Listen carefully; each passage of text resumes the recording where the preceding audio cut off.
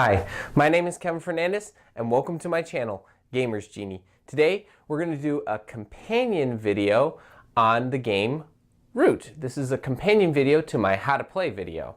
What we're mostly going to focus on in this video is we're going to talk about the factions and how they function in the game. So without further ado, let's go to the table and learn a little more about Root. The Keep of the Marquee, the cat grants two special abilities while on the map. First, no one but the Marquee can place pieces in the clearing with the Keep token. Also, whenever a Marquee warrior would be removed, the Marquee may call on her field hospitals by spending a card of a matching suit in that warrior's clearing. Place that warrior back in the clearing with the Keep token. During the Marquee's birdsong, you may place one wood token at each sawmill. When it is your daylight step, first, you can craft any card in your hand using workshops. Then you can take up to 3 of the following actions. Battle. You can initiate a battle. March. You can take 2 moves. Recruit. You can place one warrior at each recruiter. You may take this action only once per turn. Build. Place one building in the clearing you rule with an open slot by spending wood tokens to its cost.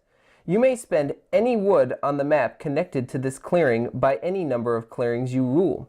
When you place the building, score the victory points revealed on your faction's board. Overwork. Spend a card and place one wood token at one sawmill clearing, whose suit matches the card spent. After taking 3 actions, you may take any number of extra actions by spending 1 bird card per action. Unless otherwise noted, a faction may take actions listed in the same phase in any order, and may take a given action multiple times. During your evening step, first draw 1 card plus a card per uncovered draw bonus. Then, if you have more than 5 cards in your hand, discard down to 5. Most of the other factions draw and discard during evening in the exact same way. The Eerie are the lords of the forest. They rule a clearing even when tied for presence. However, their disdain for trade means that they score less when crafting items. During your birdsong, you must add 1 or 2 cards onto any columns in the decree. Only 1 card added may be a bird card. If you have no cards at the start of your birdsong, draw 1 through your emergency orders. If you have no roosts, place 1 roost and 3 warriors in the clearing with the fewest warriors. During your daylight, first, you may craft any number of cards using roosts. Then, you must resolve the decree. Starting with the leftmost column and moving right in each column, you may resolve cards in any order. When it is evening for the Eerie, first score the victory points shown on the rightmost empty space of your roost track. Then draw 1 card and 1 more card per uncovered draw bonus. If you have more than 5 cards in your hand, discard down to 5. If you cannot take any action for any reason, you fall into turmoil. You follow these steps. Your regime is humiliated. You lose 1 victory point per bird card in your decree. Your court is purged. Discard all cards in the decree except for the 2 Loyal Vizier bird cards. Your leader is deposed. Flip your current leader face down and set him aside. Choose a new leader from those face up and place it on your faction board. Then tuck your loyal viziers into the decrease spaces listed in the new leader. Recruit, battle. End your daylight phase and go to evening as you rest. There are many ways to fall into turmoil. For example, you might not have any warriors in your supply to recruit, or maybe all the clearings you rule already have a roost, meaning you can't build anymore. The Alliance are experts in guerrilla warfare. When defending in battle, the Alliance uses the higher role and the attacker uses the lower role. To act as the Alliance, you often spend support cards in your support deck. Supporters are separate from your hand of cards, and you can only spend supporters of their suit. For example, you couldn't craft a card in the supporter stack or play an ambush card there to deal hits. Supporters are often spent to place sympathy tokens. Placing sympathy in this main way score victory points, and sympathy can gain you more supporters through outrage, and they're found down here at the bottom of your board. Whenever another player removes a sympathy token or moves any warriors into a clearing with the sympathy token, they must add a card from their hand matching that clearing to your supporter stack. If they don't have a matching card, they show you their hand and then draw cards from the deck and add it to your supporter deck. If you don't have any base on the map, you may only have up to 5 supporters. Discard any access cards. You may revolt any number of times and then spend sympathy any number of times. Spend 2 supporters matching a sympathetic clearing. Remove all enemy pieces there and place a matching base. Then place warriors there equal to the number of sympathetic clearings matching the suit of the revolt clearing, including the revolt clearing itself. Last, place a warrior in the officer's box. Whenever you remove a base, you'll have to remove half your officers and discard all supporters matching the suit of that base, even your bird supporters. Place a sympathy token in an unsympathetic clearing adjacent to a sympathetic clearing if possible. You must spend supporters by the cost of your sympathy track if the target clearing has 3 or more warriors of another player. You must spend another matching supporter to place sympathy there. You may take the following actions during your daylight phase. Unlike in Birdsong, these cards come from your hand, not your supporters. Number 1, craft. Craft a card using sympathy tokens. Number 2, mobilize. Add a card to your supporter stack. Number 3, spend a card whose suit matches a built base to place a warrior in the officer's box. This warrior is now an officer. Your officers determine the number of military operations you can take during evening. Without officers, you can't move or battle with your warriors. Training officers will also let you recruit new warriors and place sympathy tokens without spending supporters.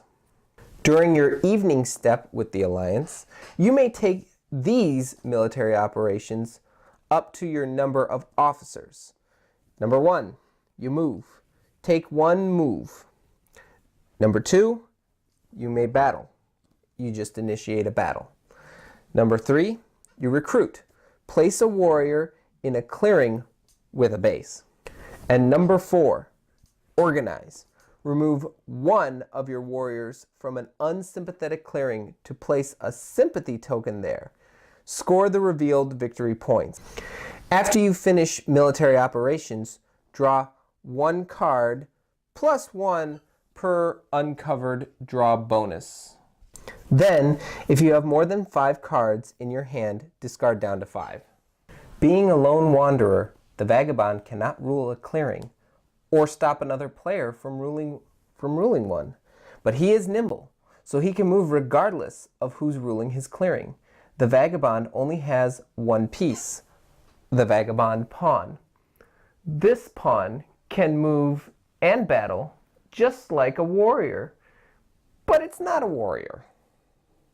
To move and act effectively as the vagabond, you must manage items, expanding your selection by exploring the woodlands, ruins, and providing aid to other factions. At any time, an item can be damaged or undamaged, and an undamaged item can be either face up or down. You can exhaust an undamaged face-up item to perform actions. An item can be in one of three states: face up, face down, or damaged. While undamaged, the teapot, the money, and bag, or stored on their tracks on the left side of your faction board, while all other items are stored in your satchel. You can only carry so many items in your satchel, and you'll have to discard down to your item capacity during evening. Flip 2 items face up per teapot on its track at the start of birdsong. Then flip 3 more face up. Then you may slip once moving into an adjacent clearing or forest without exhausting any boots. Slip is the only way you can enter a forest. You can take various actions by exhausting items, aka flipping them down. Move. Exhaust the boot token to take a move. Battle. Exhaust the sword token to initiate a battle. Strike. Exhaust the crossbow token to remove a warrior in your clearing. If a player has no warriors there, you can instead remove a building or a token of that player. Explore. Exhaust the torch token to take 1 item from a ruin in your clearing and score 1 victory point. Remove the ruin from the map. Aid. Exhaust any 1 item and give a card from your hand matching your clearing to any player in your clearing. Then take 1 item, if any, from their crafted item box. Quest. Claim a quest to suit matches your clearing by exhausting 2 items listed on the quest. Place the claimed quest into your play area. Then you may draw 2 cards from the deck, or you may score 1 victory point per quest. The suit that you have completed, including this one, finally draw and put a new quest out. Craft. Exhaust a hammer token equal in number to the suits shown on a card's crafting cost. All of your hammers matching the suit of your clearing. Repair. Exhaust the hammer token to repair a damaged item and place it face up. Special action. Exhaust the torch token to take an action listed on your character card. During the evening, if you're in a forest, repair all of your damaged items. Then draw 1 card plus 1 card per draw bonus on this track. If you have more than 5 cards in your hand, discard down to 5. Finally, if you have more items in your satchel and damaged box than your item limit, 6 plus 2 per bag on its track, you must remove items from your satchel down to your item limit. Return any removed items to the box. Unlike other factions, the Vagabond does not uncover draw bonuses, but instead gets draw bonuses as items. This item only adds a draw bonus if it is undamaged and face up on its matching track. You can freely move face up, undamaged teapot, coin stacks, and bags between your satchel and their tracks.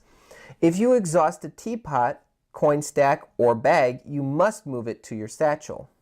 When an item is damaged, move it to your damaged box, not the satchel. When an item is repaired, move it out of the damaged box and into your satchel. Your relationship chart represents how friendly or hostile other factions are toward you. You can improve a relationship with a faction by giving them cards via the aid action.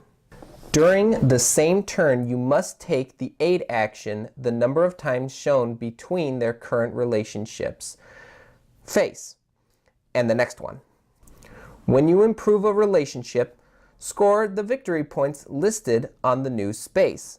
When you reach the allied space, you may move and battle with the faction's warriors. For more, check out your rulebook. If you ever remove a warrior, place it in its faction's relationship marker in the hostile box.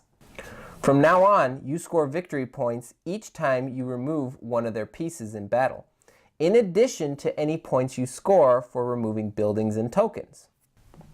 However, you must exhaust another boot whenever you move into a clearing with any hostile warriors.